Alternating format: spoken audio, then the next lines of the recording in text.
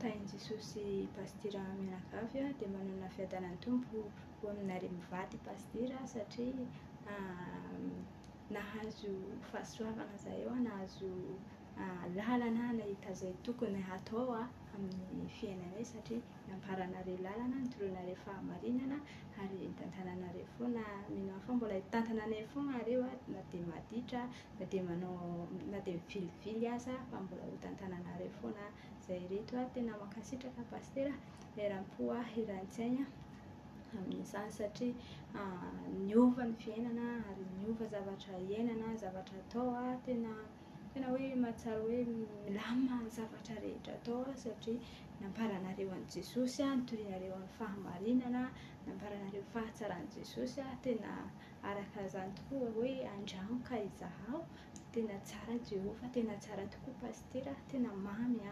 dia tena faly ny fo faly ny fanahy tena hoe miavaka amin'izay rehetra atao satria tena tsy azoko sainana hoe ahoana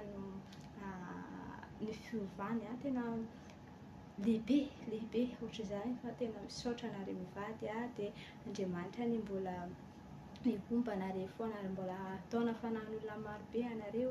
ho tahaka anareo mba hoe mangetahita ho any amin'ny fiainana mandrakizay mbola ho any amin'ny fiainana mandrakizay handeha amin'ny lalana ny fahamarinana izay lalana efa masaka teo aloha dia hozorana dia misaotra pastera tena mankasitraka anareo mivady tena misaotra eram-po eran-tsaina dia Andriamanitra ny mbola hitantanareo foana hitondra ary mino aho fa tsy ho avelan'Andriamanitra irery kosa ireto dia mbola ho tantanany foana ary mbola mipahitavany fahasoavany foana mandrakariva dia maherisa pastera mivady tahin'i Jesosy ianareo Alleluia Amen.